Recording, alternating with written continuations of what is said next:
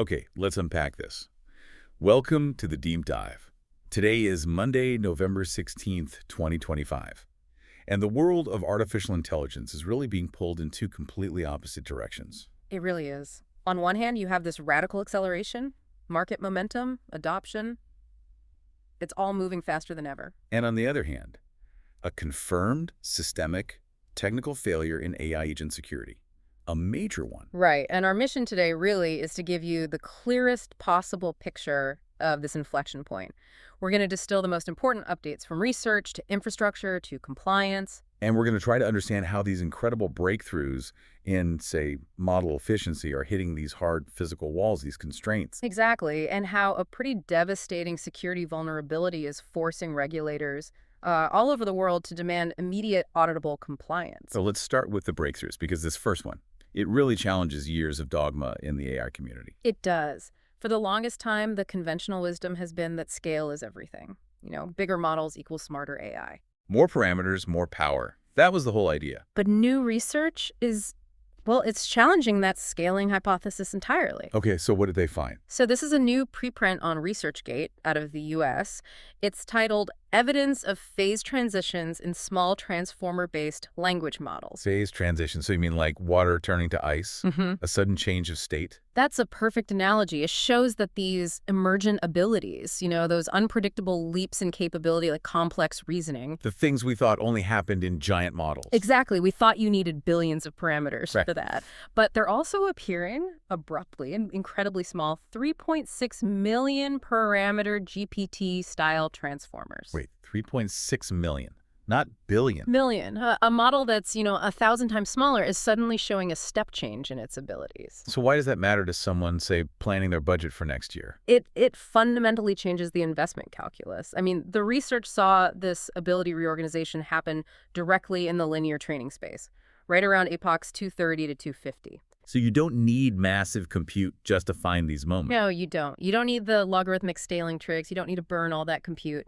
The insight here is that these transitions are just intrinsic to the learning process itself. It's not just about gargantuan scale. Which means you might not need billions of dollars to find the next breakthrough. You just need better data analysis. That's the path it opens up. Highly efficient, specialized models. Okay, but if that's true, if small, efficient models are the future, why are we seeing such a massive, almost brute force deployment effort happening right now? A very good question. Here's where it gets really interesting. Let's shift from the lab bench to the factory floor and see what's actually launching. Yeah, the market is definitely not waiting for efficiency. On the product side, we have a huge consumer scaling event happening in China. Okay, what is it? UBTech and China Telecom Shaanxi have initiated the mass delivery of 100,000 AI-powered desktop humanoid robots. They're called AI Wukong. 100,000 units delivered immediately. That's not a pilot program. No, that is immediate market saturation for a specific niche. It's about scaling affordable LLM-integrated robotics, right into the Chinese consumer market, embedding these advanced LLMs into small, interactive household devices. It's an aggressive scaling strategy. And it seems very different from what we're seeing in the U.S., especially in high-stakes places like healthcare. Completely different. And speaking of that, two key updates today show how U.S. health systems are going about this with a lot of strict governance from day one. Right. So first, Cone Health launched an AI contact center solution, specifically for pulmonary care. So not a generic chatbot. This is highly specialized. Very. It's a US-based system, and it's designed specifically to reduce patient wait times and boost scheduling. The key metric here isn't just engagement, it's a demonstrable reduction in wait time. An immediate measurable return on investment tied directly to a patient outcome. Exactly. And on that note, the University of Arkansas for Medical Sciences, UAMS, isn't just deploying something. They're actually sharing their whole playbook. So they've detailed their AI governance and investment framework. Right. And this offers a really practical blueprint for other academic health systems. It goes into build versus buy decisions and, critically, how to justify the spend. How do they do that? Through ROI assessment, looking at things like clinician satisfaction and patient metrics, it's all about balancing that drive for innovation with, the financial and ethical constraints. So we have these two very different approaches. The U.S. focusing on governance and measurable results, China on scale and immediate delivery. But both of those strategies need massive physical infrastructure. So let's transition from adoption to the chips to the physical constraints that are, well, threatening to choke all this growth. That tension is perfectly reflected in the investment numbers. A new report from the International Energy Agency, the IEA, highlights this insane surge in data center investment. What are the numbers? The IEA is projecting $580 billion in global data center investments for 2025. Billion with a B. And to put that in perspective for you. It actually outpaces oil exploration capital expenditure by $40 billion. Hold on. If the research we just talked about shows we can build small, efficient models, why are companies spending $500 billion doubling down on gigantic data centers? Is that investment already obsolete? It's not obsolete yet. It's just the reality of commercial deployment right now. The models dominating the market today still need that extreme scale. So the infrastructure is for the models of today, not necessarily tomorrow. Precisely. And the IEA report also emphasizes the role of renewables, like solar, in trying to mitigate the energy bottlenecks as this all scales up to gigawatt levels. But that leads us to the constraint inside the racks. Which is memory bandwidth, HBM, right? Correct. Reports today are confirming that high-bandwidth memory HBM supply is the core constraint in AI infrastructure. It's that specialized, super-fast memory that dictates the throughput of the chips themselves. So its scarcity is what gives companies a competitive advantage. It's the primary determinant. We're now seeing these specialized AI factory racks consuming immense amounts of power. Think up to 600 kilowatts per rack. 600 kilowatts. And the number of those racks you can build is limited entirely by HBM availability. So whether you're Cone Health or China Telecom, your scale is defined by your ability to get HBM chips, which then lets you power a 600 kilowatt rack.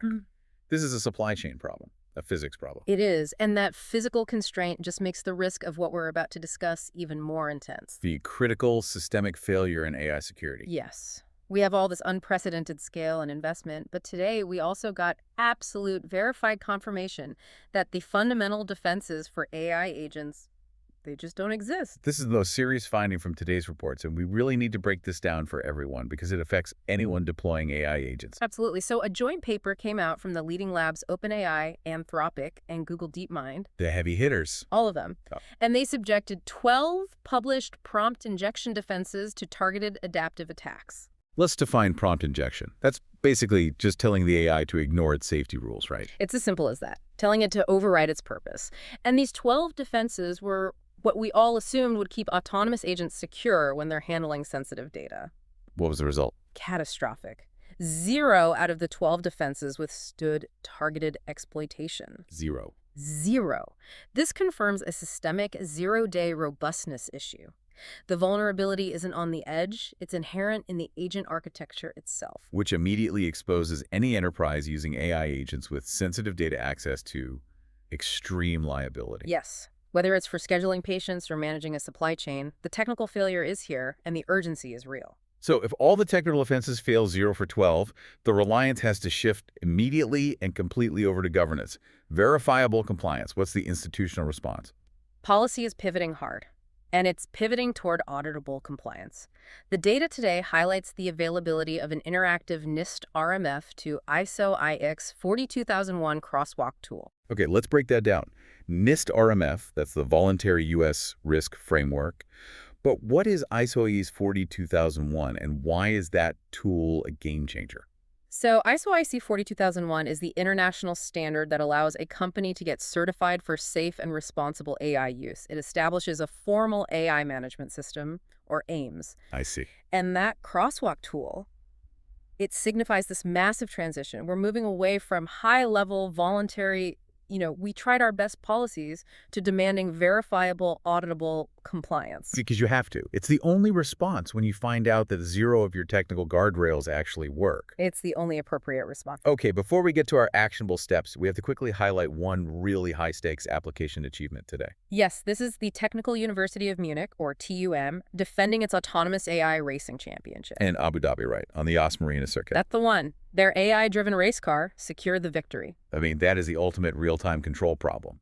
How fast did the AI have to perform its perception and decision-making loop? The car outperformed its rivals in a multi-vehicle race at speeds up to 250 kilometers per hour. Wow. It just demonstrates that these advanced algorithms have achieved really human-level precision in high-speed dynamic environments, as long as the foundations, the model, and the control systems are robust. So what does this all mean for you, the listener? The key tension here is palpable. AI is getting more efficient and scaling faster than ever. But the foundation's security, reliable power are under extreme verifiable stress.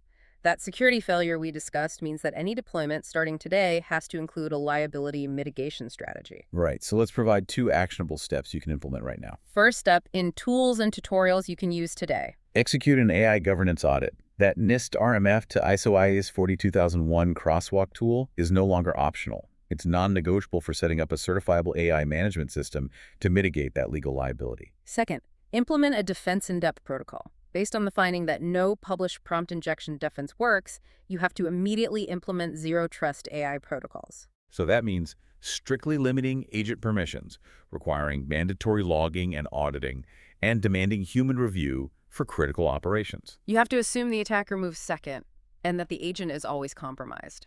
And finally, let's close with the numbers of the day that really defined this market inflection point. Our first number is $580 billion.